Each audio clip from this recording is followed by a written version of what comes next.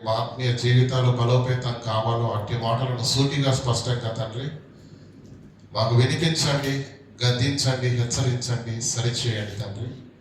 విన్న మాటలకు తండ్రి మెడలు వంచి మా హృదయాల్లో మీకు ఇష్టం కాని ప్రతి అవిధేయతను విడిచిపెట్టుటకు తండ్రి సిద్ధపడిన మనస్సులను తండ్రి మాంసపు గుండె గల హృదయాన్ని మా అందరిలో దయచేయమని వినువారంగా ఉంటూ తండ్రి మీ మాటకు లోబడకుండా కఠిన హృదయాలతో తండ్రి మా బ్రతుకులను మేమే ఉగ్రత పాలు చేసుకునడానికి తండ్రి సిద్ధపడక తండ్రి మీ యొక్క గద్దెంపును స్వీకరించి మాలో ఉన్న అవిధేయతను సరిచేసుకుని తండ్రి మీ కృపా కటాక్షములను పొందుకునే భాగ్యాన్ని అనుగ్రహించి సారవంతమైన భక్తి జీవితాన్ని కలిగి ఉంటున్నట్లు లోపాలుగా ఉన్న ప్రతిదాన్ని దిద్దుకున్నటకు ఆత్మవశం చేత తండ్రి నీ పిల్లలకు వాక్యం చెప్పబోతుండగా తండ్రి మా హృదయాలను తండ్రి వాక్యం యొక్క మాధుర్యంతో నింపవలసిందిగా వేడుకుంటూ ఆత్మ నడిపింపు చేత తండ్రి మా అందరి హృదయాల్లో తండ్రి వాక్య సారాంశాన్ని నింపి ఆత్మీయ జీవితంలో బలోపేతం అగునట్లు కృపను అనుగ్రహించవలసిందిగా వేడుకుంటూ క్రీస్తున్నామని ప్రార్థనకు వేడుకుంటున్నామా పరమ తండ్రి.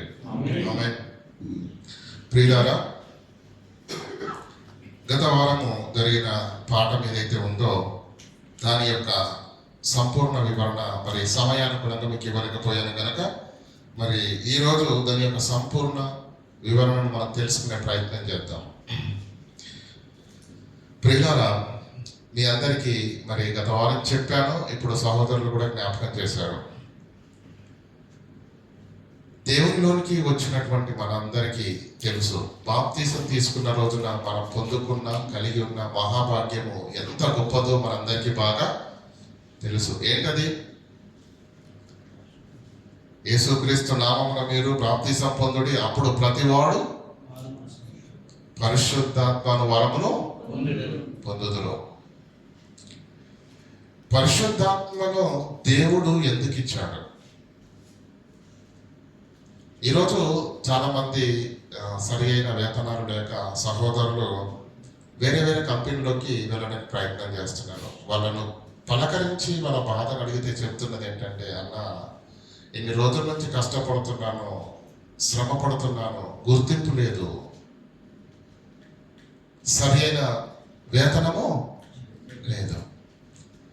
గుర్తింపు రావాలంటే, వేతనం పెరగాలి అంటే ఏం కావాలి? కంపెనీలో మనకి ఏముండాలండి?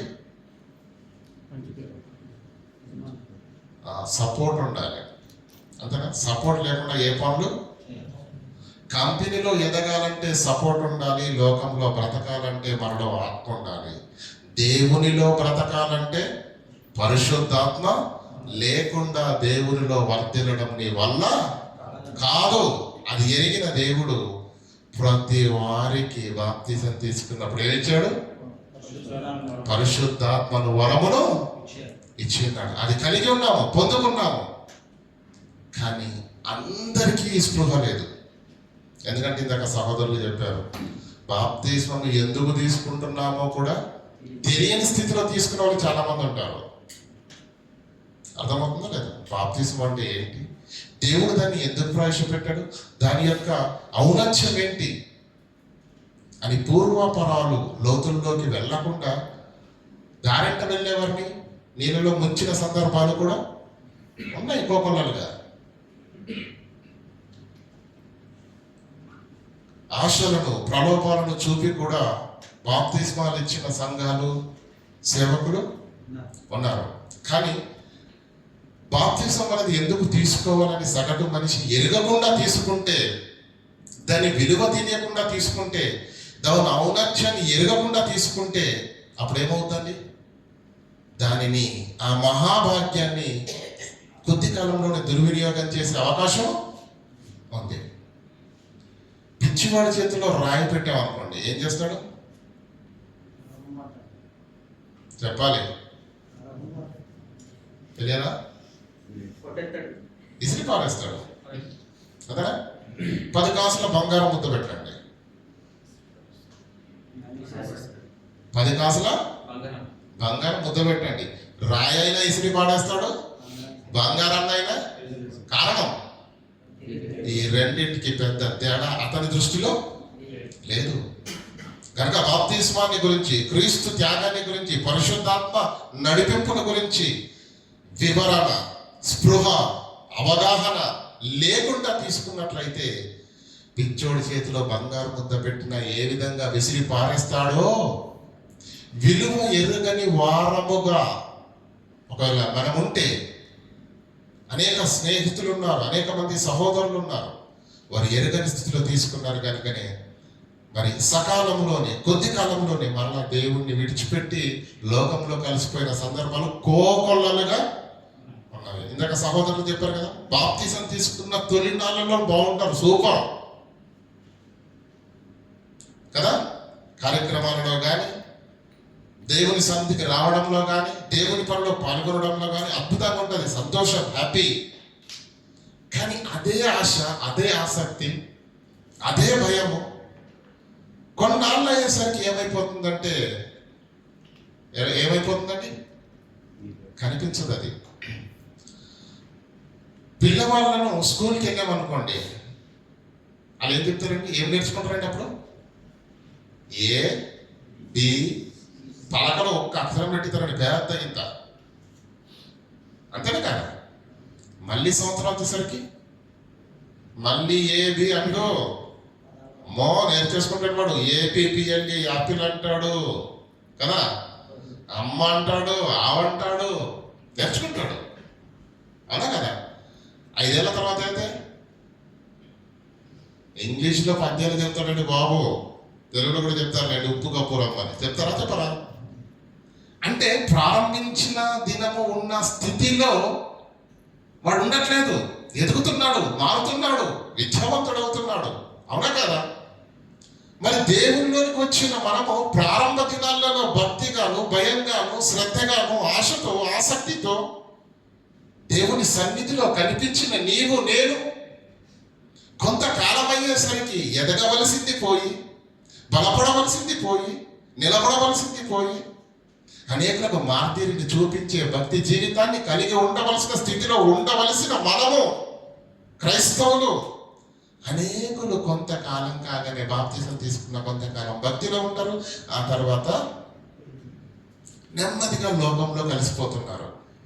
వారిలో ఉన్న ఆశ, ఆసక్తి, భక్తి, భయము, వివేచన కోల్పోయి ఇక లోకంలో కలిసిపోవడం అనేది మనము సాధారణంగా చూస్తున్నటువంటి విషయం. అయితే ఇదంతా ఎందుకు జరుగుతుంది, కారణం ఏంటి, అది ఈరోజు మనం ఆలోచించాలండి. చెప్పాను కదండి, పిచ్చోడి చేతిలో బంగారు ముద్ద పెట్టినా, రాయి పెట్టినా రెండింటికి పెద్ద తేడా. కారణం, నీ చేతిలో పెట్టాను అనుకోండి, మీరు ఏం చేస్తారు చెప్పండి? కదా, బంగారం కనిపిస్తే తిరిచి పెడతామండి, కళ్ళకు అద్దుకుంటాం కదా. అది చిన్న మొక్క అయినా, కాసు బంగారం అయినా, అవునా కదా. ఎందుకు? దాని విలువ మనకు బాగా తెలుసు. అమ్మ మీకైతే ఇంకా బాగా తెలుసు కదా. మరి దేవుని వాక్యాన్ని గురించి, సన్నిధిని గురించి, పరిశుద్ధాత్మల గురించి, యేసుక్రీస్తు కృపను గురించి, దేవుని యొక్క ప్రేమను గురించి, మనం కలిగి ఉన్న ఈ ఆశీర్వాదం, మనం కలిగి ఉన్న ఈ మహాభాగ్యం ఎంత గొప్పదో ఎరుగకపోతే బూడిదలో పోసిన పన్నీరు అయిపోతుంది. కనుక ఆలోచన చేద్దాం ప్రియులారా. మీ అందరికీ ఒక ఉదాహరణ చెప్పి నేను ఎదకెళ్ళాలని ఆశపడుతున్నాను ప్రియులారా. ఆరోగ్యం బాగాలేక మనం ఆసుపత్రికి వెళ్ళామనుకోండి, ఎందుకు ప్రతిసారి డాక్టర్ ఆరోగ్యం అనేది లేకుండా ప్రసంగం ఎదరికెళ్ళట్లేదు కదండి. మనం ఏం చేయాలి? మన కళ్ళ ముందు జరుగుతున్నవి మీ కళ్ళ ముందు పెడితేనే వాక్యాన్ని మనం స్పష్టంగా అర్థం చేసుకోగలుగుతాం. ఆసుపత్రికి వెళ్ళిన తర్వాత ప్రియులారా, డాక్టర్ గారు చూసి రోగం నయం కావాలంటే ఏం చేయాలని చెప్పండి.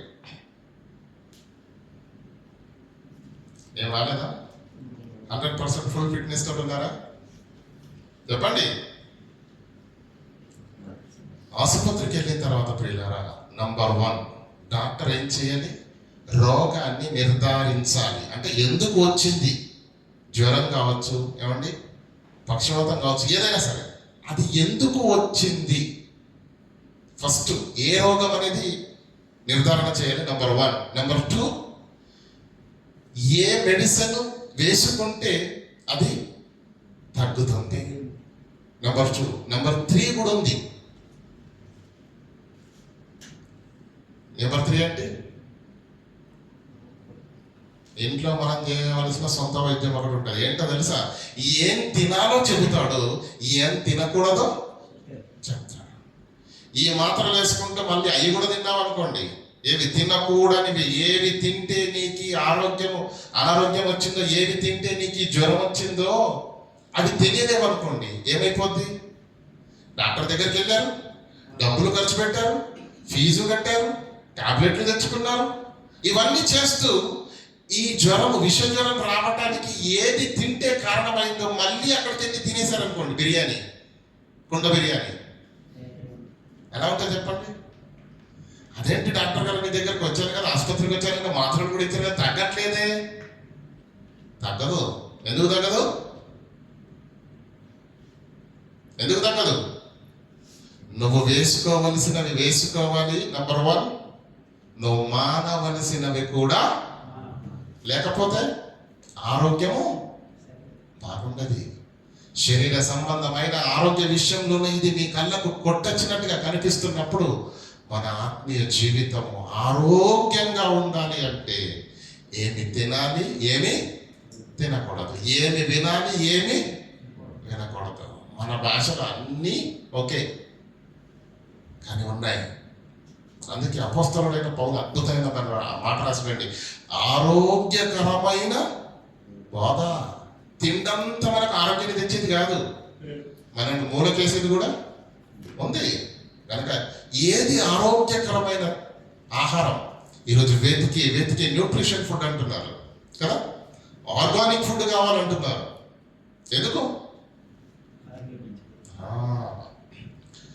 ఆహారంలో పౌష్టికత లేదనుకోండి. ఆహారంలో చిన్నపిల్లలు ఉంటారు కదండి, ముఖ్యంగా గర్భిణీ స్త్రీలకు వైద్యులు ఇచ్చే సలహాలు ఏంటి తెలుసా?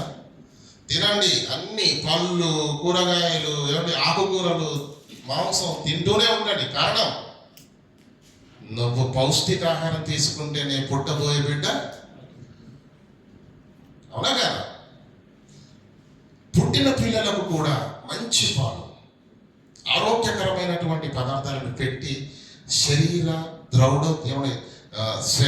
ఎదుగుతున్నప్పుడు బలమైన శ్రేష్టమైన ఆహారం పెట్టకపోతే బిడ్డలో ఎదుగుదల ఉండదు. 10 ఏళ్ళైనా ఎలా ఉంటుంది తెలుసా అండి? పిల్ల వెనులా ఉంటుంది. ఇలా తినడానికి సరిగా తిండి లేదు. పౌష్టికాహారం తిన్న పిల్లలు ఎలా ఉంటారండి? 5 ఏళ్ళే ఉంటాయి వాడికి, 10 ఏళ్ళలాగా. కారణం, పాలు, బూస్టు, బనానా ఉంటాయి కదా, వంటి హార్లిక్స్, ఫ్యారెక్స్ చెప్పాలి, ఉంటాయా? అంటే పౌష్టికాహారం తీసుకున్న పిల్లలు వేరుగా ఉంటారు. వారి ఎదుగుదల, వారి బలము, వారి నైపుణ్యత, వారి తెలివితేటలు వేరుగా ఉంటాయి. పౌష్టికాహార లోపం ఉన్న వారి పరిస్థితి ఎలా ఉంటుందండి కదా? శరీరంలో కూడా బలహీనంగా ఉంటారు, ఆరోగ్యము సరిగా ఉండదు, ఎప్పుడు తరచుగా జబ్బు పడుతూ ఉంటారు. ఇక తెలివితేటలు అంటావా? ఉండనే ఉండవు. శరీరానికి పౌష్టిక ఆహారము అందినప్పుడే శరీరము బలములో కానీ, ఆకర్షణీయమైన ఆకారంలో కానీ, తెలివిలో కానీ, ప్రజ్ఞ ఫలభరితంగా కనిపిస్తున్నప్పుడు పౌష్టిక ఆహారం లేని శరీరము బలహీనంగా, రోగాలతో అందవికారంగా కనిపిస్తున్నప్పుడు, ఈ తేడా మీకు కనిపిస్తున్నప్పుడు ఆత్మీయ జీవితానికి కూడా ఆరోగ్యకరమైన బోధ ఉంది, అనారోగ్యకరమైన బోధ కూడా ఉంది. కనుక ఆలోచన చేద్దాం పిల్లరా. గత వారము మీకు చెప్పినటువంటి మాటల్లో ప్రస్ఫుటంగా ముఖ్యంగా 3 విషయాలు మీ ముందు పెట్టాను. నెంబర్ 1, ప్రపంచంలో క్రైస్తవుడు గుర్తించకపోయినా దేవుడు ముందుగా గుర్తించాడు. దేవునిలో నీవు ఆత్మీయ జీవితం ఎదగాలి అంటే పరిశుద్ధాత్మ దేవుని సహాయం ఉండాలని ఎరిగిన దేవుడు మనం బాప్తిసం తీసుకున్న ప్రతి ఒక్కరికి ఏమిచ్చాడు? పరిశుద్ధాత్మను మన హృదయంలోనికి పంపించాడు. నెంబర్ 1, ఎందుకు పంపించాడు? దేని కొరకు పంపించాడు? పరిశుద్ధాత్మ దేవుని పనేంటి? ఈ విషయాలు మనకేం తెలియవు. కానీ ఎఫెసీయులకు రాస్తూ పత్రికను పౌలు గారు మాట్లాడిన మాట మనం చదివాము గత వారంలో 5వ అధ్యాయము 30వ వచనంలో, దేవుని పరిశుద్ధాత్మను దుఃఖపరచకండి, విమోచన దినము వరకు ఆయన మీ యందు ముద్రింపబడి ఉన్నాడు. ఏం చేయదట? దేవుని పరిశుద్ధాత్మను దుఃఖపరచకండి, దుఃఖపరచకండి, దుఃఖపరచకండి. ఆయన విమోచన దినము వరకు మీ యందు ముద్రింపబడి ఉన్నాడు. ఎందుకు? వచ్చిన మాట వాస్తవం, ఓకేనా? కానీ వచ్చిన ఆయన ఎలా ఉన్నాడు? సంతోషంగా ఉన్నాడా? దుఃఖపడకుడి, దేవుని దుఃఖపరచకండి అని రాసిన మాటను బట్టి మనం ఆలోచిస్తే, అంటే మనలోనికి వచ్చిన పరిశుద్ధాత్మ దేవుడు దుఃఖపడకుండా చూసుకోవలసిన బాధ్యత మనపైనే ఉంది. ఆయన సంతోషంగా ఉండాలంటే ఏం చేయాలి? భార్య సంతోషంగా ఉండాలంటే ఏం చేయాలో మనకు బాగా తెలుసా? తెలియదు. సన్నగా మాట్లాడుతున్నారంటే మరి పిల్లలు సంతోషంగా ఉండాలంటే ఎలా ఉంటుందండి తండ్రికి? నా పిల్లలు ఏ విషయంలోనూ బాధపడద్దు. ఒకటి అడిగితే 4 కొనుకొస్తారండి. ప్రేమ. కారణం, నా పిల్లలు కంటతడి కట్టకూడదు, వాళ్ళని గెలిపించాలని, వాళ్ళని సంతోషపరచాలని, వాళ్ళ కళ్ళలో ఆనందం చూడాలని. ఒక యజమానిగా, ఒక భర్తగా, ఒక తండ్రిగా నీ కుటుంబం కొరకు నువ్వేం చేస్తున్నావో నీకు బాగా తెలుసు. వారి ఆనందం కొరకు ఏం చేస్తున్నావో నీకు బాగా తెలిసినప్పుడు దేవుని పరిశుద్ధాత్మను దుఃఖపరచకండి అంటే, ఆయనను సంతోష పెట్టాలంటే ఏం చేయాలో, ఆయనను ఆనందపరచాలంటే ఏం చేయాలో కూడా నీవు తెలుసుకొని ఉండాలి. వాటిని నెరవేర్చిన వాడవై ఉండాలి. ఆయనను సంతోష పెట్టిన జీవితం కలిగిన వాడవై లేకపోతే కష్టం ప్రియుల. రెండో మాట ఏం చెప్పాను? 1 తెస్సలోనికీయులకు రాసిన పత్రిక 5వ అధ్యాయము 19వ వచనం చదవండి ఒకసారి. ఆత్మను ఆర్పకుడి, ఆత్మను ఆర్పకుడి. ఆత్మ, పరిశుద్ధాత్మ దేవుడు బాప్తిసం తీసుకున్న నాడు మన హృదయంలోకి వచ్చిన ఆ దేవుడు, ఆ పరిశుద్ధాత్ముడు దుఃఖపడుతూ ఉంటాడా? ఆ దుఃఖపడుతూ దుఃఖపడుతూ దుఃఖపడుతూ ఒకానొక సమయానికి రాగానే ఆత్మ ఆరిపోతుందా? ఆరిపోతే మనల్ని వెలిగించడానికి వచ్చిన ఆత్మే ఆరిపోతే, చల్లారిపోతే ఆ పరిస్థితి ఎంత భయంకరం. మన శరీరంలో కూడా వేడి ఉంటుందా? ఉండదండి? ఉంటుందా? శరీరం చల్లబడ్డది అనుకోండి, దాని అర్థం ఏంటి? లాగే ఇడిచేయమని దాని అర్థం. మానవుని శరీరంలో, ఆరోగ్యవంతుని శరీరంలో ఉండే టెంపరేచర్ ఎంతో తెలుసా అండి? 98.4 ఫారెన్హీట్స్. 98.4 ఫారెన్హీట్స్. అది 100 దాటింది అనుకోండి, జ్వరం ఎట్లా వస్తుంది? జ్వరం అది 98.4 ఉంటేనేమో ఆరోగ్యవంతుని యొక్క ఉష్ణోగ్రత. అది ఎక్కువైనా జ్వరం, తక్కువైతే అంతే చల్లబడిపోయాడు. దాని అర్థం ఏంటి? గంట కొట్టేసిందని దాని అర్థం అంతేనా? అంటే మన శరీరంలో ఉన్న ఉష్ణోగ్రతని తగ్గిపోతే మృతపు స్థితిలోకి వెళ్ళిపోతున్నాం కదా. మరి మనల్ని వెలిగించడానికి వచ్చిన పరిశుద్ధాత్ముడు, మనల్ని నడిపించడానికి వచ్చిన ఆ పరిశుద్ధాత్ముడు ఒకవేళ ఆరిపోతే మనలో వేడి ఉంటుందా? చెప్పండి. ఈ స్థితిని బైబిల్ ఏమందో తెలుసా? ప్రకటన గ్రంథం 3వ అధ్యాయం 2వ వచనం చదవండి.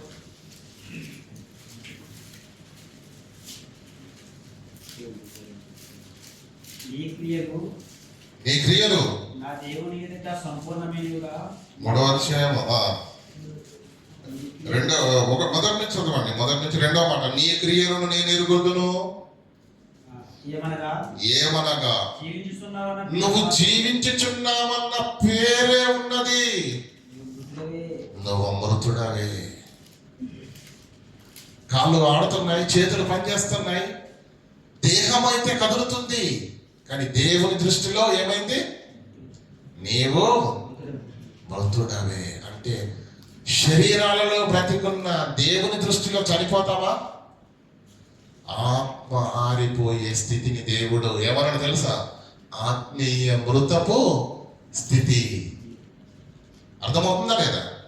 ఇది బాప్తిసం తీసుకున్న ప్రతి ఒక్క విశ్వాసి ఖచ్చితంగా తెలుసుకోవలసిన విషయం, ఎరుగవలసిన విషయం, స్పృహ కలిగి ఉండవలసిన విషయం, భయభక్తులతో ఉండవలసిన విషయం.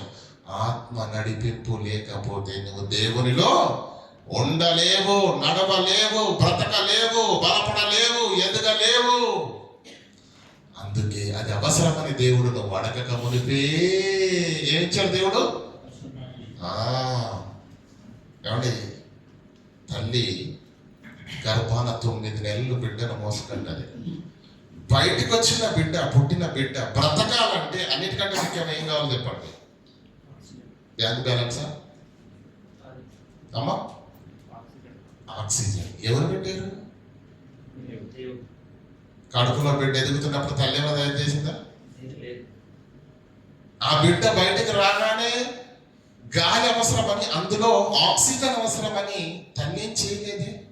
ఎవరు చేశారు ఈ సెట్టింగ్? ఎవరిది? దేవుంది.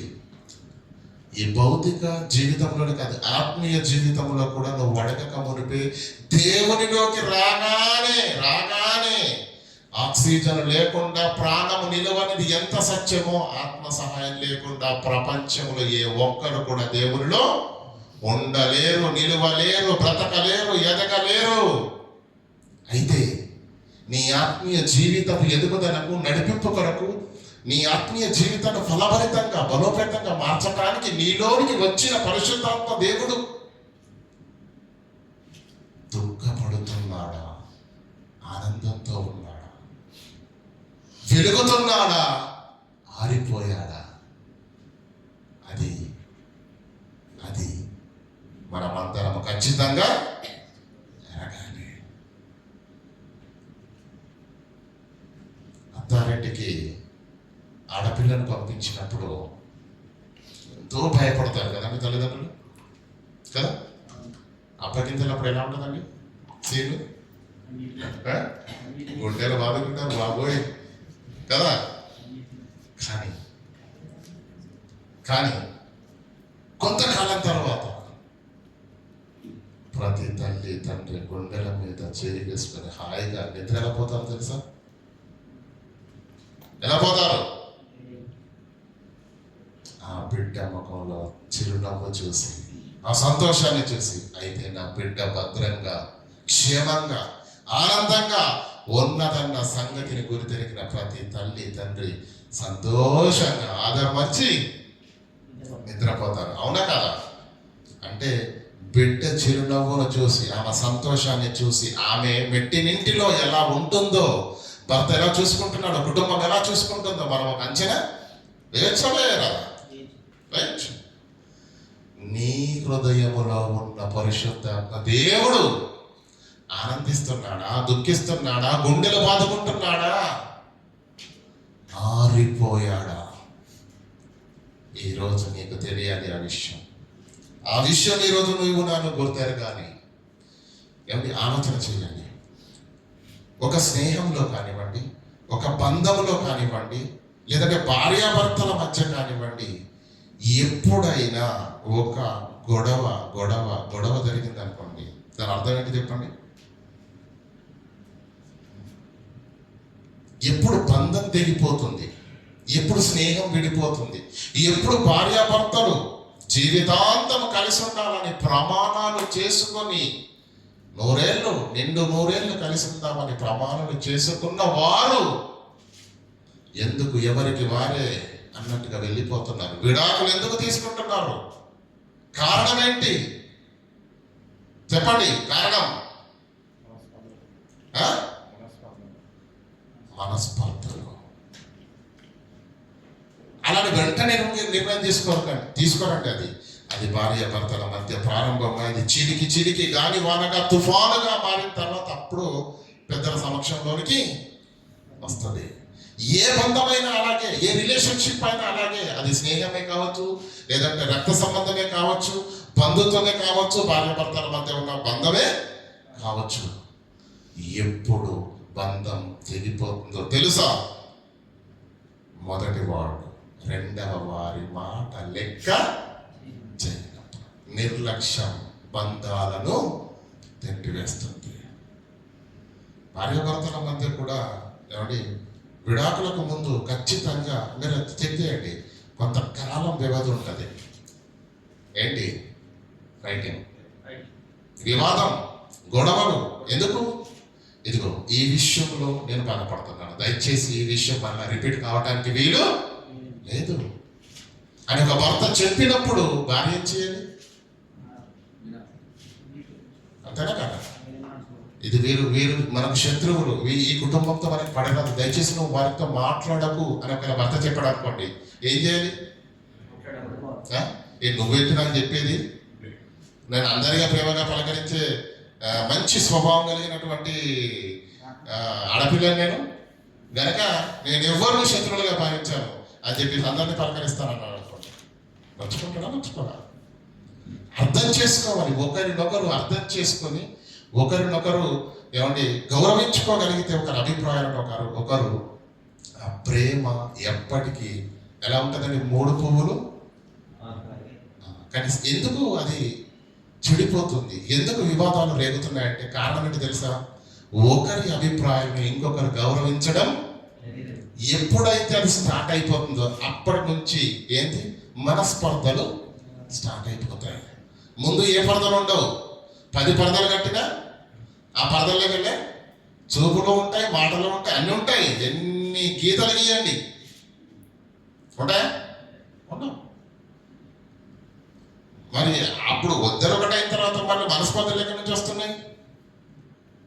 ఈ విషయం మీకు నేను ఎందుకు చెబుతున్నానంటే ప్రియులారా, ఒక భర్తగా తన బాధను భార్యకు చెబుతున్నప్పుడు ఆ ఆవేదనలోని బాధను అర్థం చేసుకొని ఆ మాట విన్నట్లయితే, తప్పిదం మరలా చేయకుండినట్లయితే వారి మధ్యలో ఉన్న ప్రేమ ఇంకా ముందుకు వెళుతుంది. ఎప్పుడైతే తృణీకరిస్తుందో, ఎప్పుడైతే లెక్క చేయదో, అది భర్త కావచ్చు, భార్య కావచ్చు.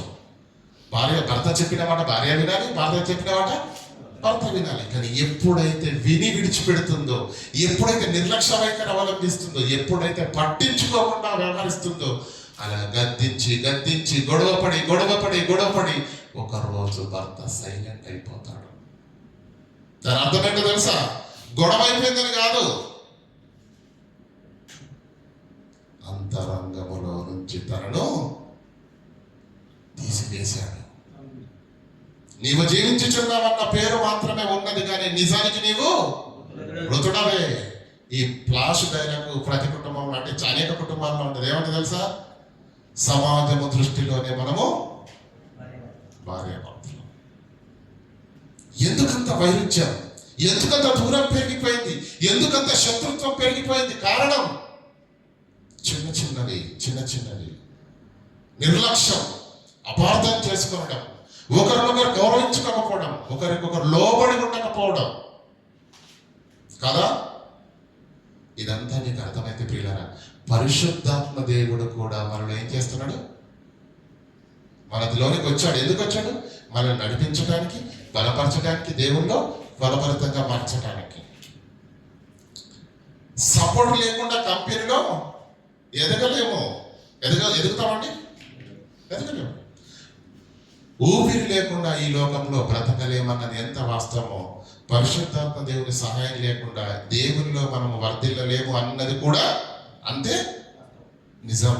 అయితే ఈ 2 సందర్భాలను మనం ఆలోచిద్దాం. ఒకటి, దేవుని పరిశుద్ధాత్మను దుఃఖపరచకండి అన్నాడు. ఎప్పుడు దుఃఖపడతాడు ఆయన? ఎందుకు దుఃఖపడతాడు? ఏ విషయంలో దుఃఖం కలుగుతుంది ఆయనకి? ఎందుకంటే మన హృదయంలోనికి వచ్చాడు. ఆయన ఒక రోజు నుండి వెళ్ళిపోయే వ్యక్తి. విమోచన దినము వరకు ఆయన మీ యందు, అప్పటి వరకు ఆయన మీ హృదయంలో ఉండాలంటే, పరిశుద్ధాత్మ దేవుడు మీ హృదయంలో ఉండాలంటే నీ హృదయము ఆయనకు అనుకూలంగా ఉండాలి. అనుకూలంగా లేని ఇంట్లోనే ఉంటావా? పూరి గుడిసెలో పైనంతా పైకప్పు వెళ్ళిపోయి, వర్షం పడుతున్నప్పుడు వర్షపు చినుకులు లోపలికి వచ్చి, ఎండ కాస్తున్నప్పుడు వచ్చి ఎలకలు, పిల్లులు ఏమండి తినడానికి ఏమండి సరి అయిన వసతులు లేని ఆ గృహంలో ఉంటారమ్మా? ఉంటారా చెప్పండి? అసౌకర్యంగా ఉన్న ఇంట్లో నువ్వే ఉండలేవే, నువ్వే నిలవలేవే. నీ హృదయము పరిశుద్ధాత్మ దేవునికి సౌకర్యవంతంగా ఉందా లేదా? ఎప్పుడు వచ్చాడు తెలుసా నీ పరిశుద్ధాత్మ దేవుడు? ఎప్పుడు వచ్చాడు కదా? ముందు వచ్చాడా?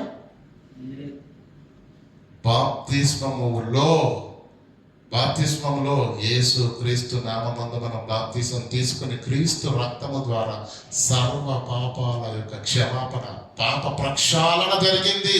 నీ గత జీవితంలో జరిగిన పాపాలన్నీ కడగబడి, కడిగిన ముత్యములాగా మెరుస్తున్న వజ్రంలాగా నువ్వు దగదగ మెరిసిపోతున్నప్పుడు వచ్చాడప్పుడు పరిశుద్ధాత్మ దేవుడు నీలోనికి నాలోనికి. ఎందుకు? పరిశుద్ధమైన ఆత్మ నీలోనికి నాలోనికి మనం పరిశుద్ధులుగా మారిన తర్వాతే వచ్చింది.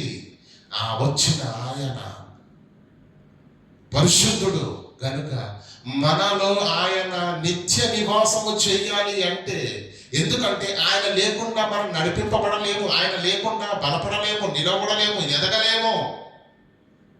వచ్చిన ఆయన, పరిశుద్ధమైన హృదయంలోకి వచ్చిన ఆయన సౌకర్యంగా ఉండాలి అంటే మన బ్రతుకు ఎలా ఉండాలి? పరిశుద్ధంగా ఉండాలి. పరిశుద్ధమైన ఆలోచనలు, పరిశుద్ధమైన చూపులు, పరిశుద్ధమైన ప్రవర్తన, పరిశుద్ధమైన మాటలు. అప్పుడు దేవుని ఆత్మ మన హృదయములో సంతోషిస్తుంది. యోహాను గురించి ఏం రాయబడిందండి? బాప్తిసం ఇచ్చి యోహాను గురించి, బాప్తిసం ఇచ్చి యోహాను గురించి ఏం రాయబడింది? ఆయన గర్భమున పడిలేని మొదలుకొని పరిశుద్ధాత్మతో నిండుకొనిన వాడై ప్రజలను దేవుని వైపు త్రిప్పుతాడు. ఆత్మ ఆయన యందు ఆనందిస్తుంది. లోకానుసారంగా బ్రతకలేదు. ఎవరు? బాప్తిజం ఇచ్చు యోహాను. ఆయన వస్త్రధారణి డిఫరెంట్గా ఉంటుంది. ఎందుకు? మనం ధరించుకునే బట్టలు ఆయన ఏం ధరించుకున్నాడండి? ఒంటె చర్మము, అడవి తేనె, మిడతలు, పురుగులు ఆయన ఆహారం. ఎందుకంటే ఈరోజు మనం సిరికేసాం అనుకోండి, నెక్స్ట్ రేపు ఏమేయాలనుకుంటాం? మామూలు సిరికి చాలు కాదు, ఇప్పుడు సిరికి అయిపోయిన తర్వాత పట్టు కదా. ఎక్కడి నుంచి ఎక్కడికి వెళ్ళిపోతుంది మనం పరిస్థితులు. ప్రారంభంలో చిన్న చిన్న సాంద్రలు ఉన్నప్పుడు ఎలా ఉంటామండి? చాలా తక్కువ.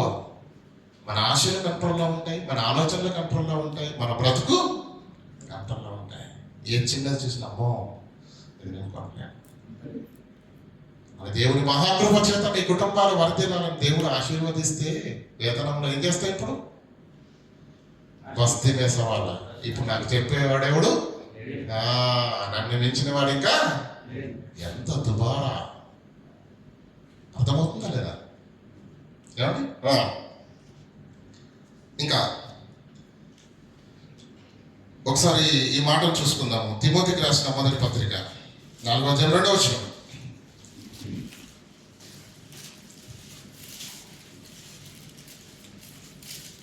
పరిశుద్ధాత్మ దేవుడు మన హృదయంలో ఉండాలంటే ఆయనకు సౌకర్యంగా మన బ్రతుకు ఉండాలి.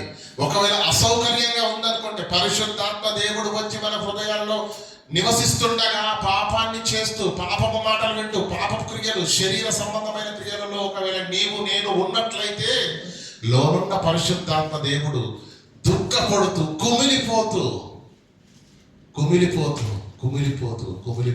మనలో ఎంతో కాలము ఇక ఉండలేడు. ఎందుకంటే ఆయనకు అసౌకర్యంగా ఉన్నప్పుడు, ఇబ్బందికరంగా ఉన్నప్పుడు నువ్వైనా ఉంటావా? ఇంట్లో అసౌకర్యంగా ఉన్న ఇంట్లో ఉంటావా? చెప్పండి. ఉండలేం కదా. మరి పరిశుద్ధాత్మ దేవుడికి అసౌకర్యంగా మన బ్రతుకు, మన ఆలోచన, మన హృదయం, మన తలంపులు, మన క్రియలు ఉన్నట్లయితే పరిశుద్ధాత్ముడు ఉంటాడండి? ఉండడు. చూడండి, వాక్యంలో ప్రకటించను 4:2 మొదటి తిమోతి. దయ్యముల బోధ యందును. ఆత్మ ఎప్పుడు దుఃఖపడుతుంది, ఆత్మ ఎప్పుడు ఆరిపోతుంది మనకు తెలియాలి కదా. దయ్యముల బోధ యందును లక్ష్యముంచి. దేని యందు లక్ష్యం వస్తారటండి?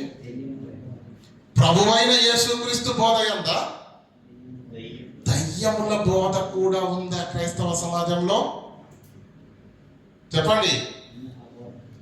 పరిశుద్ధాత్మ దేవుని మాట ఇది, నా సొంత మాట కాదు. దయ్యముల బోధ యందు లక్ష్యముంచి విశ్వాస భ్రష్టులగుదురని ఆత్మ తేటగా చెప్పుచున్నాడు. ఆ అబద్ధికులు, ఆ దయ్యముల బోధ విన్నవారు, ఆ దయ్యముల బోధ చేత పట్టబడిన వారు, వాత వేయబడిన మనస్సాక్షి కలిగిన వారై. వాత వేయబడిన మనస్సాక్షి అంటే ఎలా ఉంటుందండి? చప్పతకు కొట్టింది అనుకోండి, అమ్మ స్కూల్కి వెళ్ళలేదనుకోండి, ఏడాది తర్వాత వెళ్ళి చూడండి, ఉంటుందా? చప్పటి ఉంటుందండి? 2 రోజులకు ఉండదు. ఉంటుందమ్మా?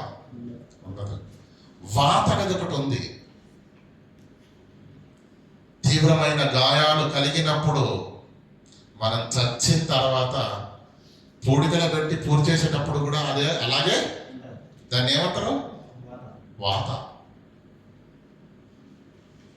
అది యాక్సిడెంట్ వల్ల వచ్చింది కావచ్చు.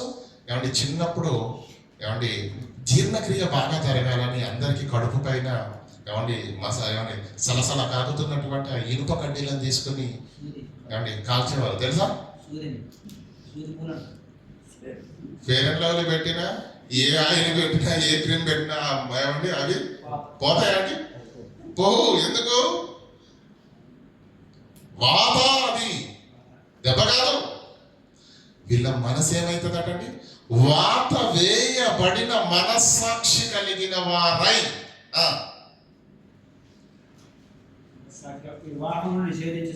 వాత వేయబడిన మనస్సాక్షి కలిగిన వారవుతారు. ఏంటి వాత వేయబడిన మనస్సాక్షి అంటే? వాత అనేది ఎప్పటికీ మనలో నుంచి, మన శరీరం నుంచి దూరం అయ్యేది కాదు. వాళ్ళ మనస్సుకు వాత పడిందట. ఎలా వాత వేయబడిన మనస్సాక్షి అంటే ఎలా అంటే, మీరు ఆలోచన చేయగలిగితే ప్రియులారా, దేవునిలో బ్రతకడానికి, లేదంటే దేవునిలో నిన్ను బ్రతికించడానికి నీలోకి వచ్చిన పరిశుద్ధాత్మ దేవుడు అసలు ఎందుకు వచ్చాడో తెలుసా? ఎందుకు వచ్చాడు? ఇందాక సహోదరులు మాట్లాడుతూ చెప్పారు కదా, పరిశుద్ధాత్మ నేను వెళ్ళిన ఎడల ఆదరణకర్త మీ యొద్దకు ఎందుకు వస్తాడు?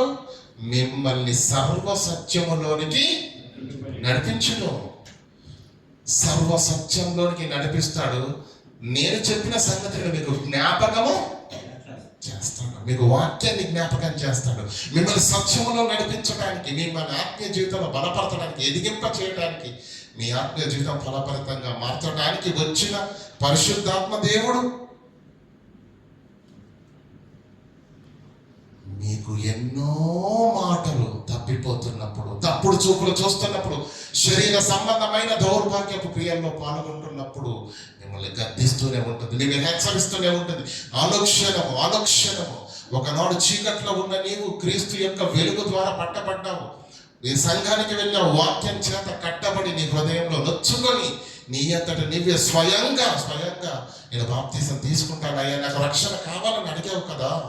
క్రీస్తు రక్తము చేత కడగబడ్డావు కదా. పరిశుద్ధాత్మ దేవుని వరాన్ని పొందుకున్నావు కదా. నీవు ఇన్ని మాటలు వింటున్నావు, ఇంత వాక్యాన్ని చదువుతున్నావు, ఇన్ని వాక్యాలు చెబుతున్నావు, ఇన్ని పాటలు పాడుతున్నావు.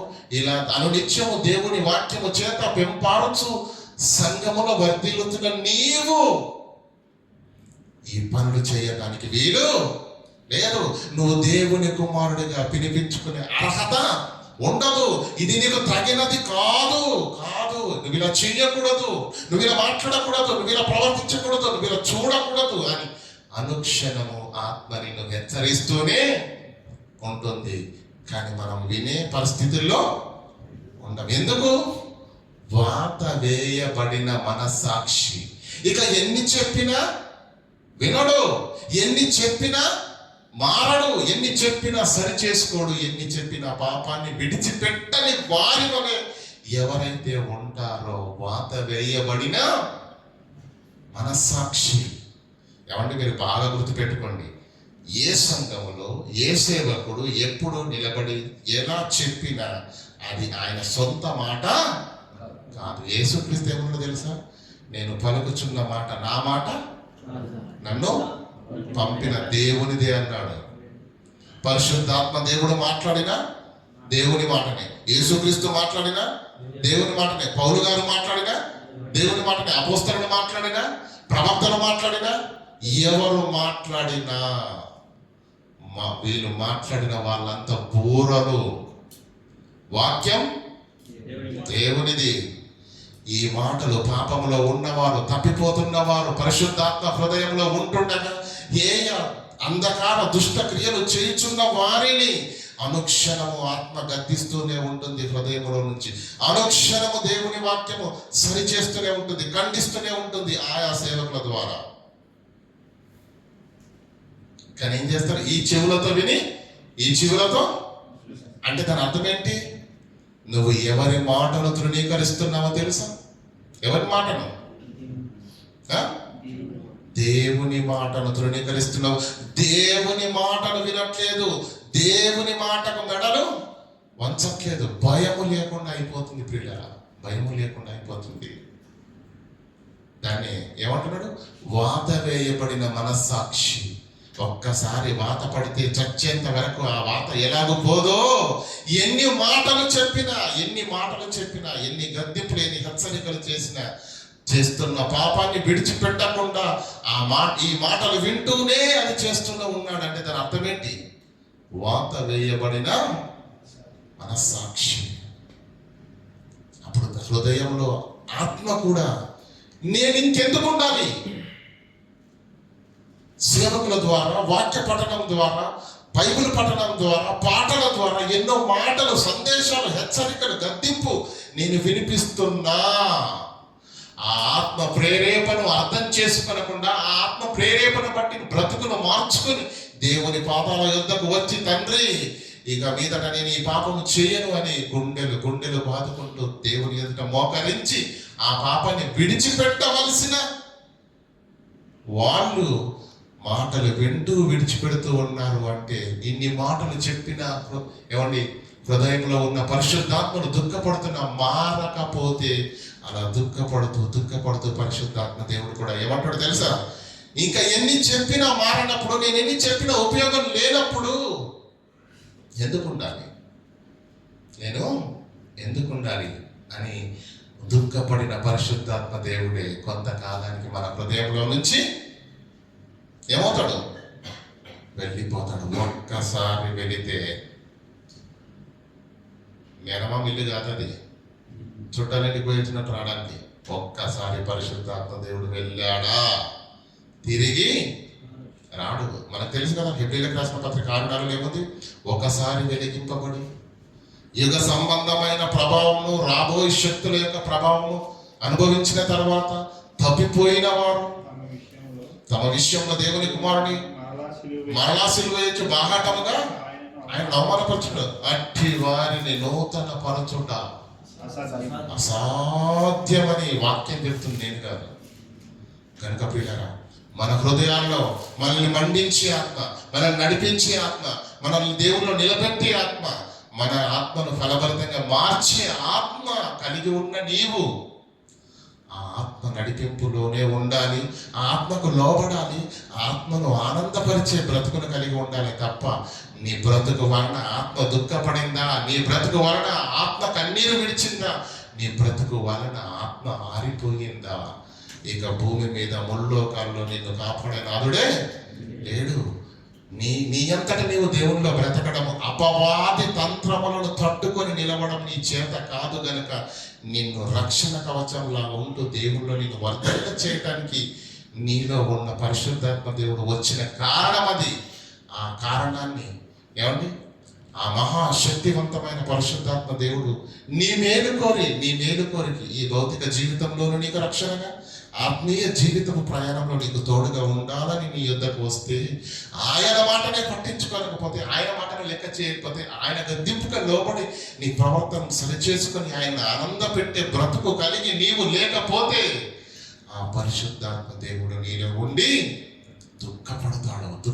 దుఃఖపడిన పరిశుద్ధాత్మ దేవుడు ఏదో ఒక రోజు ఆరిపోతాడు, వెళ్ళిపోతాడు. అలా వెళ్ళిపోతే మన జీవితాలకు క్షేమకరము. ఇంత సంగతి ఉన్నదన్న సంగతి తెలియక ఏదో బాప్తిసం అన్నారు, నీళ్ళలో ఉంచారండి బాబు, ఈ విషయాలని నాకేమీ తెలియవు అన్నట్టుగా ఈరోజు అనేక మంది విశ్వాసులు ఉన్నారు. పిల్లలు, ఆత్మ నడిపింపు లేకుండా మనం బ్రతకలేము. ఆత్మ నడిపింపు లేకుండా వాక్యము చెప్పలేము, దేవుల్లో ఉండలేము ప్రియులారా. కనుక ఆత్మ మనలో ఉండాలి, మనతో ఉండాలి, మనల్ని బలపరచాలి, మనల్ని నడిపించాలి. అంటే మన జీవితాలు పరిశుద్ధాత్మ దేవునికి ఎలా ఉండాలండి? అనుకూలంగా ఉండాలి. చూడండి, రోమీయులకు రాసిన పత్రిక 8వ అధ్యాయం 9వ వచనం చదవండి దయచేసి. దేవుని ఆత్మ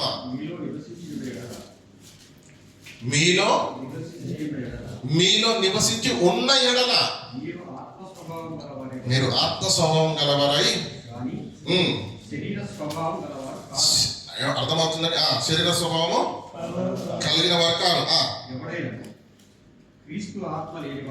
ఎవడైనను క్రీస్తు ఆత్మ లేనివాడైతే వాడు ఆయన వాడు కాడు. ఇప్పుడు మీరు క్రైస్తవులా కాదా, నేను క్రైస్తవున్నా కాదా అని తెలియాలంటే థర్మామీటర్ ఏంటి, పారామీటర్ ఏంటి? దేవుని ఆత్మ నీలో ఉందా లేదా? ఎందుకు ఏమంటాడు? ఎవరిలోనైతే క్రీస్తు ఆత్మ లేదో వాడు నా వాడు ఉందా లేదా? ఏమో కరోనా వచ్చినప్పుడు ఏమండి, ఎక్కడికి వెళ్ళినా చెకింగ్ చేసేవాళ్ళు కదా. కొంతమంది భయానికే చెకింగ్ చేయించుకోలేరు. ఎందుకు? తుమ్ముతున్నారు, దగ్గుతున్నారు, గుండె భయం. పాజిటివ్ వచ్చిందంటే ఎక్కడ ప్రెషర్ ఎక్కువైపోతుందంటే భయానికి కూడా ఆ టెస్ట్ చేయించుకోలేరు. ఉంది కదా. ఏమంటుండే ఇక్కడ? దేవుని క్రీస్తు ఆత్మ లేకపోతే వాడు క్రీస్తు వాడు, దేవుని వాడు కాదు. అసలు మీరు దేవుని పిల్లలు ఎలా అయ్యారో తెలుసా? ఏంటి అసలు ఆధారం ఏంటి?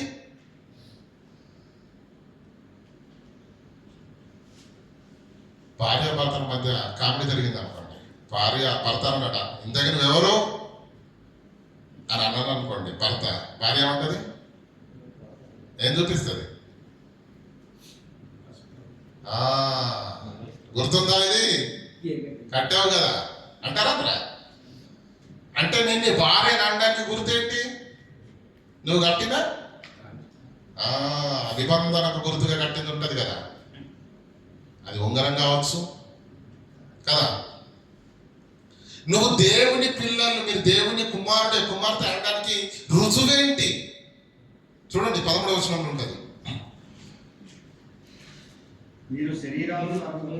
క్షమించండి, 16వ వచనం చదువుదాం. 14 చదువుతుంది. 14 దేవుని ఆత్మ చేత ఎందరు నడిపింపబడుదురో వారందరూ, మిగతా వాళ్ళందరూ కాదు. అర్థమవుతుందా లేదా వాక్యం? ఏమంటాడు అక్కడ? దేవుని ఆత్మ చేత ఎందరు నడిపింపబడుదురో వారందరూ దేవుని కుమారులై ఉన్నారు. దేవుని ఆత్మ చేత నడిపింపబడని వారెవరు?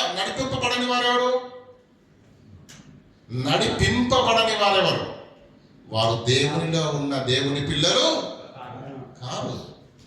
బాగుంది కదండి వాక్యం, చదవండి. దేవుని ఆత్మ చేత ఎందరు నడిపింపబడతారో వారందరూ దేవుని కుమారుడై ఉందరు. ఎలా అనగా భయపడటం మీరు దాస్యపు ఆత్మను పొందలేదు కానీ దత్తపుత్రాత్మను పొందితిరి.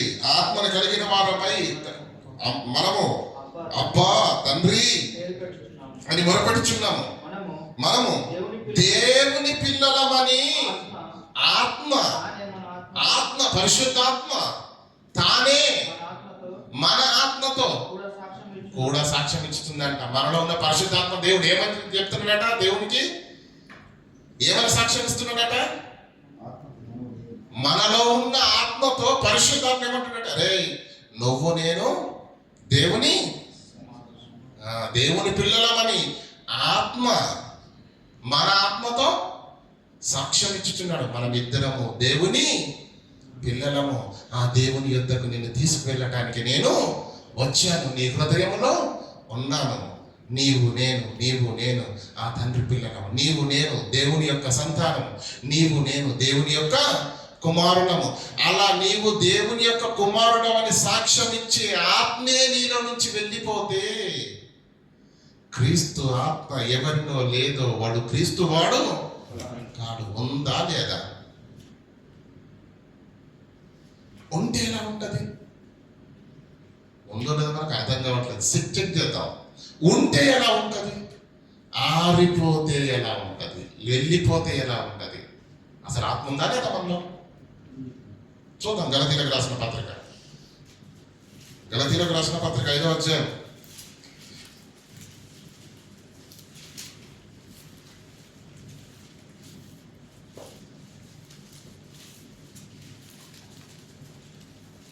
16వ వచనం.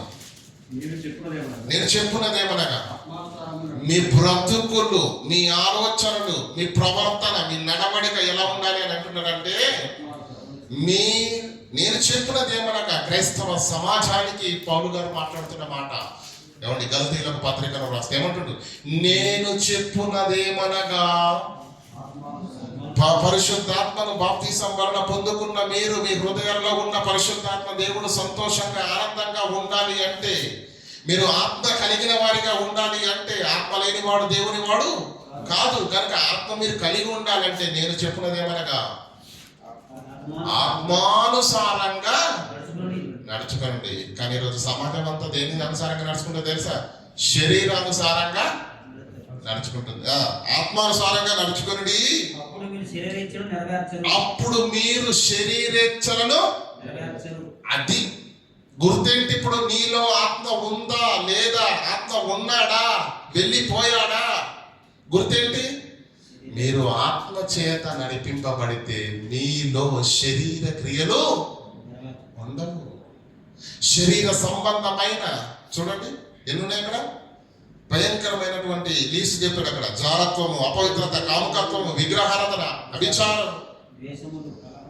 ఏమండి? ఇవన్నీ ఉన్నాయంటే దాని అర్థం ఏంటి?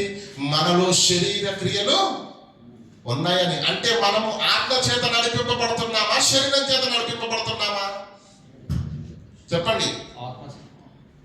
ఆత్మ చేత నడిపింపబడితే ఉండొద్దు. ఏముండాలి? ప్రేమ, సంతోషము, దీర్ఘశాంతము, దయాలుత్వము, మంచితనము, ఆశా నిగ్రహము. తెలుసు కదా మనకు ఆత్మఫలాలు శుభ్రంగా తెలుసు. ఆత్మ చేత నడిపింపబడితే ఇవి ఉండాలి. శరీరం చేత నడిపింపబడితే ఏముంటాయండి? ఏమండి? క్రీస్తు రక్తము చేత పవిత్రపరచబడినటువంటి నీ జీవితంలోకి మరలా పాపము రంగ ప్రవేశం చేసి ఇంకా శరీర సంబంధమైన ఆలోచనలు, కోరికలు, ఏమండి లోక పోకడు అంటారు కదండి. శరీరాశ, నేత్రాశ, జీవకుడంబము, ఇవి తండ్రి వలన పుట్టినవి. ఎవరి వలన పుట్టినవి? అడుగున్నాడు కదా, వాడి వలన పుట్టినవి మనలోనికి వచ్చాయంటే దాని అర్థం ఏంటి? మనం ఆత్మానుసారంగా నడుచుకుంటున్నామా, శరీరానుసారంగా నడుచుకుంటున్నామా? అది మన బ్రతుకులను మనమే చెక్ చేసుకుంటే క్లారిటీ వచ్చేస్తుంది. మనం ఆత్మ చేత నడిపింపబడిన వారం అయితే శరీర క్రియలు మనలో ఉండవు. శరీర క్రియలు మనలో ఉన్నాయంటే మనల్ని ఆత్మ నడిపించడము లేదు. ప్రియులారా, క్రైస్తవ జీవితం అంటే ఏదో అనుకున్నారు. మన జీవితం బాప్తిసం తీసుకున్న దగ్గర నుంచి ఊపిరి వదిలేంత వరకు నిన్ను నడిపించవలసింది ఏంటో తెలుసా? ఆత్మ నడిపింపులో ఉండాలి, ఆత్మ గద్దింపుకు లోబడాలి, ఆత్మ హెచ్చరికను స్వీకరించాలి. ఆత్మానుసారంగా నువ్వు బ్రతకాలంటే ఆత్మానుసారమైన ఆరోగ్యకరమైన బోధన వినాలే తప్ప శరీర సంబంధమైన బోధని ఆత్మీయ జీవితానికి అంత మంచిది కాదు. నా మాటలు ఆత్మయు జీవమునై ఉన్న యోహాను సువార్త 6:63. ఆయన మాటలు, ఆయన బోధ. ఈరోజు అనేకులు ఎలా ఉన్నారంటే, బైబుల్లో ఏదన్నా ఉండనండి, మాకు మా అయ్యగారు చెప్పింది వేదం, యేసు క్రీస్తు వచ్చి చెప్పిన నేను వినను. అలాంటి స్థితిలోనికి క్రైస్తవులు వెళ్ళిపోయారు ప్రియులారా. కనుక నీలో నాలో ఆత్మ ఉందా లేదని మనకి ఎలా అర్థమవుతుంది చెప్పండి? నీలో శరీర సంబంధమైన క్రియలు, ఆలోచనలు, చూపులు, ప్రవర్తన, నడవడిక ఉందా? అయితే నువ్వు ఆత్మానుసారంగా నడుచుకొనడము లేదు. ఆత్మ నిన్ను నడిపించటము ఎందుకు నడిపించట్లేదంటే ఎప్పుడో ఆరిపోయింది, ఎప్పుడో వెళ్ళిపోయింది. మీరు చెప్పిన మాటలు బ్రదర్, ప్రారంభంలోనే కొత్తగానే బాగానే ఉంటారు. ఎందుకంటే ఆత్మ రగులుతుంటుంది, ఆత్మ నడిపిస్తూ ఉంటుంది, ఆత్మ ఉష్ణాన్ని వేడినిస్తుంది. నువ్వు నడువు, దేవుని కొరకు పరిగెత్తు, కష్టపడు, చదువు, విను, నేర్చుకో. ఆ నడిపింపు చేత నడిపింపబడతాము కనుక మనతో ఎవడు కూడా మాట్లాడడానికి కూడా సరిపోరు. తర్కవాదులు వచ్చారండి స్టెఫెన్ దగ్గరికి. పరిశుద్ధాత్మ దేవుడు ఆయన లోపల నుంచి ఏం చేశాడు? ప్రేరణ ఇచ్చేస్తే పరిశుద్ధాత్మ దేవుని ప్రేరణ చేత మాట్లాడిన స్టెఫెనును ఎదిరించడం వల్ల తరం కాలేదంట. ఆత్మ నడిపింపు అలా ఉంటది, ఆత్మావేశం అలా ఉంటది. ఏమండి, మండేవాడు ఒకలా ఉంటాడు, చల్లారినవాడు ఒకలా ఉంటాడు. మండేవాడు ఎప్పుడు దేవుని కార్యక్రమాలు, దేవుని పనులు చెయ్యాలి, నడవాలి. దేవుడు ఆత్మను, రక్షణ, సంపాదన, ఆత్మను సంపాదించాలి అని నిత్యము దేవుని ఎదుట గోదాడుతాడు, కన్నీళ్లతో ఉంటాడు, కన్నీటి ప్రార్థన చేస్తూ ఉంటాడు. చెయ్యాలి, నడవాలి, సత్క్రియలు అంటూ రేపుతా ఉంటాడు. మండేవాడు, చల్లారిపోయినవాడు, దేవుని పని ఉండదు, మాట ఉండదు, ఆలోచన ఉండదు, నింబకు నీరెత్తినట్టుగా ఎన్ని మాటలు చెప్పినా నాకు పట్టదన్నట్టుగా ప్రియులారా, ఎన్ని మాటలు దేవుని వాక్యం చేత సరిచేస్తున్నా, గద్దిస్తున్నా, ఖండిస్తున్నా, మనలో ఉన్న అవిధేయమైన దానిని విడిచిపెట్టి దేవుని వైపు తిరగవలసిన మనము, దేవుని ఆత్మీయ జీవితానికి ఎదుగుదలకు అవరోధమైన వాటన్నిటిని అధిగమించవలసిన మనము విని విడిచిపెట్టలేదు. పాటినట్టుగా ఉందండి ఈరోజు అనేకులకు వాక్యం అంటే. ఈ మాటలతో, ఈ గద్దింపులతో, ఈ సరిచేయడాలతో 10 నిమిషాలు చెప్పండి, అందులో జోకులు ఉండాలి, అందులో మమ్మల్ని ఎంటర్ చేయండి. ఇలా ఉంటాయి బోధలు. జనులు హిత బోధను ఏ బోధన వాళ్ళు సహిస్తారో తెలుసా? వారికి అనుకూలంగా ఉన్న బోధన సహిస్తారు. బట్ ఆ అనుకూలమైన బోధ నీ ఆరోగ్యానికి, నీ ఆత్మీయ ఆరోగ్యానికి మంచిది కాదు. రోగం నయం అవ్వాలంటే, గాయం కట్టబడాలంటే అయోడిని పొయ్యాల్సిందే, మండాల్సిందే, నొప్పి కలగాల్సిందే. అప్పుడు గాయము కదండి. కొలదీలకు రాసిన 2వ పత్రిక తీయండి, ముగిస్తాను. కొలదీలకు రాసిన 2వ పత్రిక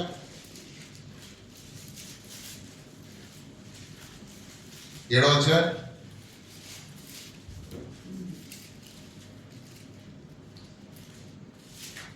9 లేదంటే 10వ వచనం చదవండి డైరెక్ట్ గా. దైవ చిత్తానుసారమైన దుఃఖము రక్షణార్థమైన మారు మనసును దయచేయను. దైవ చిత్తానుసారమైన దుఃఖం ఏంటి అసలు? అది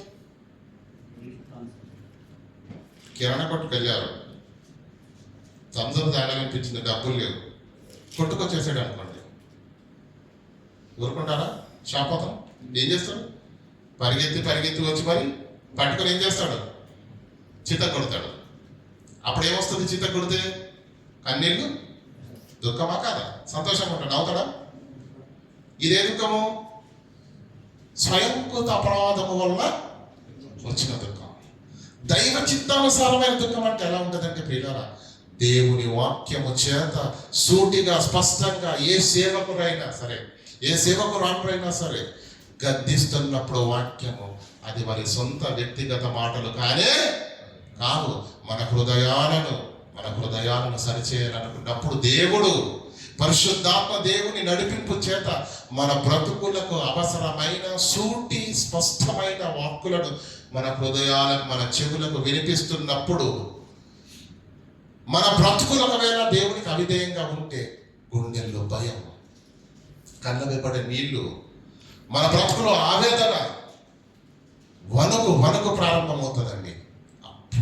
అప్పుడు నిజమే కదా, దేవుని వాక్యానికి వ్యతిరేకంగా నా బ్రతుకుంది కదా అని ఎప్పుడైతే కన్నీళ్ళు వస్తాయో, ఎప్పుడైతే ఆవేదన కలుగుతుందో, ఎప్పుడైతే దుఃఖం వస్తుందో, ఎప్పుడైతే గుండెలు బాదుకునే పశ్చాత్తాపం మీద వస్తుందో అది దైవ చిత్తానుసారమైన దుఃఖం. అదేం చేస్తుంది? రక్షణార్థమైన ఆ దుఃఖం, ఆ ఏడుపు నీకు వస్తే, ఆ దుఃఖం నీకు వస్తే, ఆ నొప్పి బాధ నీకు కలిగితే వాక్యం చేత, అప్పుడు అదేం చేస్తుంది తెలుసా? మారు మనస్సును నీకు కలగజేయను. అంటే దేవుని ఆత్మ మనలో ఉందా లేదా అని మనకు తెలియాలంటే వాక్యము చెప్పినప్పుడు ఏమంటే లోపల యుద్ధం స్టార్ట్ అవుతుంది, సంఘర్షణ. ఇందాక చదివాం కదా అపోస్తుల కార్యం 2వ అధ్యాయంలో, వారు ఈ మాటలు విని హృదయంలో నొచ్చుకొని కిందేమనుంది, పొడవబడి వాక్యం చేత బల్లెల లాగా ఏ దేవుని మాటలు మన హృదయాలను కూర్చుతున్నప్పుడు ఆ బాధతో, ఆ నొప్పితో, ఆ ఆవేదనతో, ఆ కన్నీళ్లతో నిజంగా నువ్వు ఒప్పుకోవడానికి ఇష్టపడితే, నీకు ఆ బాధ వాక్యం వలన కలిగితే ఖచ్చితంగా రక్షణార్థమైన మారు మనసు నీకు దేవుడు దయచేస్తాడు. కానీ ఆత్మ నీలో ఉంటే, అది ఈ వాక్యము వింటున్నప్పుడు ఆత్మ నిన్ను రేపితే, నిన్ను మండిస్తే, నిన్ను పశ్చాత్తాపానికి పురికొలిపితే జరుగుతుంది. ఆ ఆత్మే ఆరిపోతే, వాత వేయబడిన మనస్సాక్షి నీకుంటే ఎన్ని చెప్పినా నిమ్మకు నీరెత్తినట్టుగా, ఇది నాకు కాదన్నట్టుగా బ్రతుకుతే ప్రియారా, అది మన జీవితాలకు క్షేమకరము కాదు. దేవుని వాక్యము చేత గద్దిస్తున్నప్పుడు, ఖండిస్తున్నప్పుడు, సరిచేస్తున్నప్పుడు దైవ చిత్తానుసారమైన దుఃఖము మనకు రక్షణను కలగజేస్తుంది. ఆ హెచ్చరికకు, ఆ గద్దింపులకు కూడా మనకు లోబడకపోతే, మెడవంచకపోతే, సరిచేసుకొనకపోతే సకల జగాలను కలిగించిన దేవుని మాటని నీవు ధిక్కరిస్తున్నావు, లెక్క చేయట్లేదు, పట్టించుకోవట్లేదు. చివరిగా ఒక మాట చూసుకొని ముగించుకుందాం పిల్లలు. ప్రసంగి గ్రంథం 8:11 తీయండి దయచేసి. అలాగే రోమపత్రిక 2:6. ముందుగా ప్రసంగి గ్రంథం చదవండి.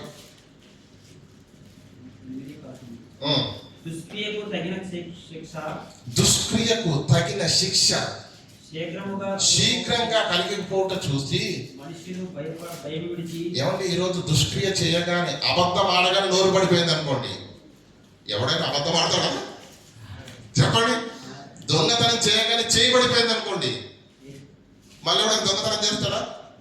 కానీ దేవుని మహాకృప, ఎందుకంటే తప్పు చేసిన ప్రతి వాడు మరణిస్తే ఈ భూమి మీద చెట్లు పుట్టలు తప్ప మనుషులు మిగులరు. కనుక తన అపారమైన కృప చేత ప్రతి దినము నీకు ఆయుష్ను అనుగ్రహిస్తూ కృప నేను అడ్డుపడుతూ ఆపుతుంది. దుష్క్రియ చేయగానే మారతాడులే, తెలుసుకుంటాడులే అని దేవుడు అవకాశం ఇస్తున్నాడు. మనుషులు ఏం చేస్తున్నారట? దుష్క్రియకు తగిన శిక్ష శీఘ్రంగా కలిగిపోవడం చూసి మనుషులు ఏం చేస్తున్నారట? నిన్న మొన్న పాపం చేశాను, ఎవరైనా ఈరోజు కూడా చేస్తాను. దుష్క్రియకు తగిన శిక్ష కలగకపోవడం చూసి మనుషులు ఏం చేస్తున్నారట? హృదయపూర్వకంగా భయభక్తులు విడిచిపెట్టి, భయము లేదు, భీతి లేదు, మనుష్యులకు భయపడకపోయినా కనీసము దేవునికైనా భయపడతారంటే భయము లేకుండా యథేచ్ఛగా ఇష్టానుసారంగా ఏం చేస్తున్నారంట? పాపము అంటే వారి లోపల ఆత్మ ఎందుకంటే దేవుని వాక్యం కూడా వాళ్ళని గద్దిస్తలేదు. అంటే దేవుని వాక్యం విన్న తర్వాత కూడా గుండెల్లో నుంచి ఆవేదన రావట్లేదు అంటే వారిని మండించే ఆత్మ ఎప్పుడో ఆరిపోయింది. వారిని మండించే ఆత్మ ఎప్పుడో ఆరిపోయింది. రోమపత్రిక చేయండి. రోమపత్రిక 2వ అధ్యాయం 4వ వచనం. లేదా దేవుని అనుగ్రహము 4వ వచనం. లేదా దేవుని అనుగ్రహము దేవుని అనుగ్రహమును మారు మనస్సు దేవుని అనుగ్రహం ఏంటో తెలుసా?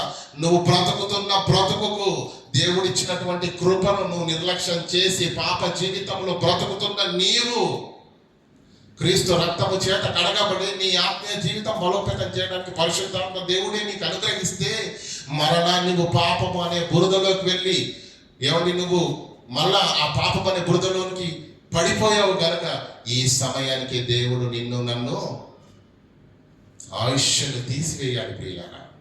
కానీ ఏం చేస్తున్నాడు దేవుడు? మారు మనస్సు పొందాలి. నువ్వు ఆ మనసుతో చచ్చిపోతే, ఆ పాపంతో చచ్చిపోతే పాపాల అగ్నిగుండానికి నువ్వు వెళ్ళిపోతావు. కాబట్టి మారు మనసు పొందాలని నిన్ను ప్రేరేపిస్తున్నదని దేవుని ఆత్మ ఎరగట్లేదు, పట్టించుకోవట్లేదు. ఐ డోంట్ కేర్ అంటుందంట. ఆయన అనుగ్రహ ఐశ్వర్యమును, సహనమును, దీర్ఘశాంతమును తృణీకరించుచున్నావా?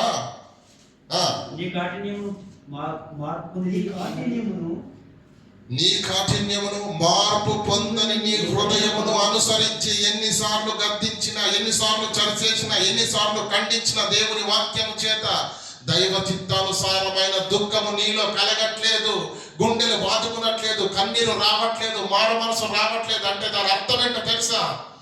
దేవుని మాటను పట్టించుకోవద్దని. ఇక్కడ ఏమైంది? వాత వేయబడినా వాళ్ళు అలాగే చెప్తారు, నేను ఇలాగే.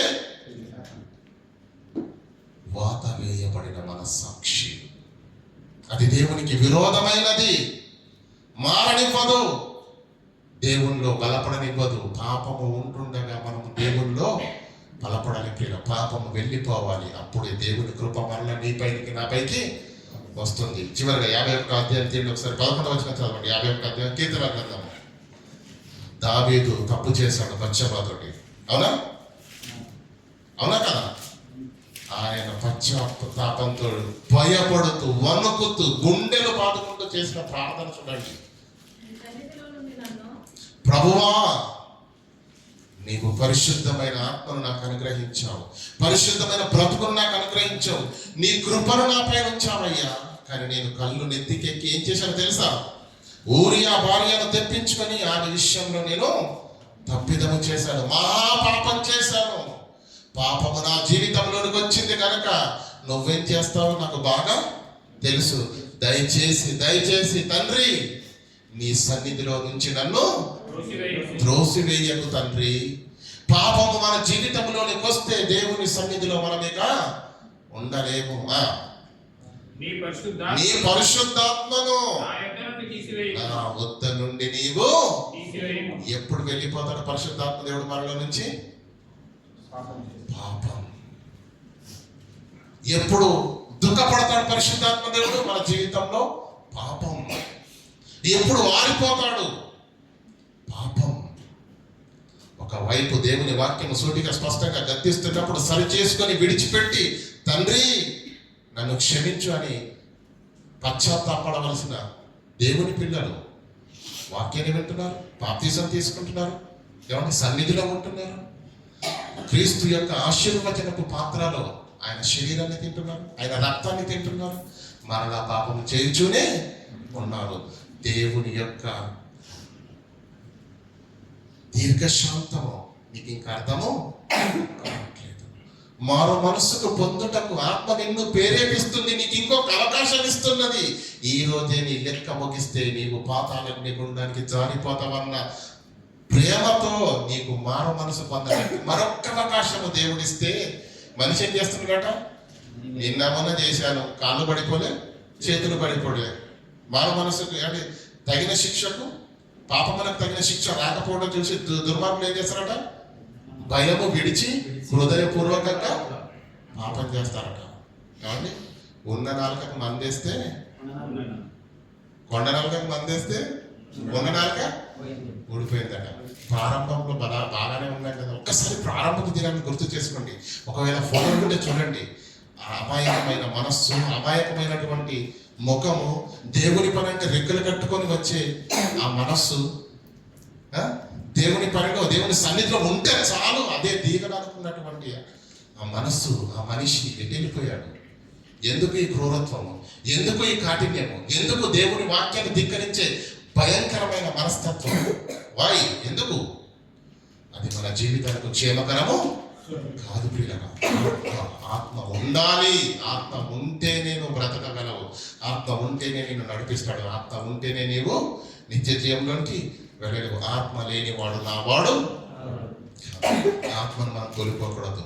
ఒక్క తప్పు చేశాడు దావీదు. గుండెలు బాదుకుంటూ ఏడ్చాడు, ప్రార్థన చేస్తూ, తండ్రి నీ సన్నిధిలో నుంచి నన్ను తోసివేయకు. నీ పరిశుద్ధాత్మ దేవుణ్ణి నువ్వు తీసేస్తే నేను బ్రతకలేనయ్యా. నేను దేవుణ్ణిలో ఉండలేను. కనుక ఆత్మ కలిగి ఉండాలి. ఆత్మానుసారంగా నడిపింపబడాలి.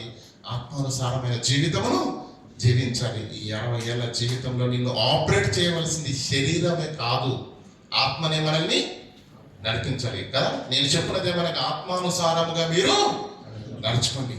ఆత్మబోధ, ఆత్మీయ మాటలు, ఈ మాటలు మన బ్రతుకుల్లో ఉండాలి. ఫోన్లో కాదు, యూట్యూబ్లో అంతకన్నా కాదు. దేవుని వాక్యాన్ని వినండి.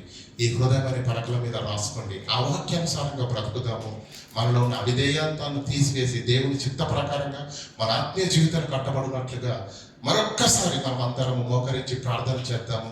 ఒకవేళ ఏ విషయంలో నేను తప్పిపోయామేమో ఇంతకాలం, పరిశుద్ధాత్మ దేవుని గురించిన వివరణ తెలియక ఒక్కసారి దైవ చిత్తానుసారమైన దుఃఖాన్ని మనం పొందుకున్నట్లుగా ఏమన్నా ప్రియుల ఖండించబడినటువంటి మాటల చేత మరొక్కసారి మన బ్రతుకులను కట్టుకొనడానికి, మనం వర్ధిల్లడానికి, ఆ పాపాన్ని విడిచిపెట్టడానికి, దేవుని కృపను పొందుకొనడానికి మరి వాక్యాన్ని ముగించిన తర్వాత అందరూ మీ వ్యక్తిగతంగా ఎవరికి వారు ప్రార్థన చేసుకొని ఈ మాటల చేత మీ జీవితాన్ని కట్టబడాలని మరొక్కసారి ప్రభు పక్షాన్ని మీ అందరికీ మనవి చేస్తూ ఈయన మాటలు ముగిస్తున్నాను. ప్రార్థన చేసుకుందాం. కనకరంగా దేవ, కృపోన్నతుడైన మా తండ్రి, మీ పాదాలకు వందనాలు తండ్రి. మా ఆత్మీయ జీవితము వెలగాలంటే తండ్రి, పరిశుద్ధాత్మ దేవుని యొక్క శక్తి, నడిపింపు ఆవశ్యకత ఎంత ఉన్నదో అది మాకు ఎరగకుండానే ఇంతకాలం మా యొక్క భక్తి జీవితాలు కొనసాగాయేమో తండ్రి. అందువలనే తండ్రి మా యొక్క ఆత్మీయ జీవితాలు అంతంత మాత్రంగానే ఉన్నాయేమో. ఈరోజు సూటిగా స్పష్టంగా తండ్రి మీరు మాకు వినిపించి నేర్పించిన ప్రతి భాగాన్ని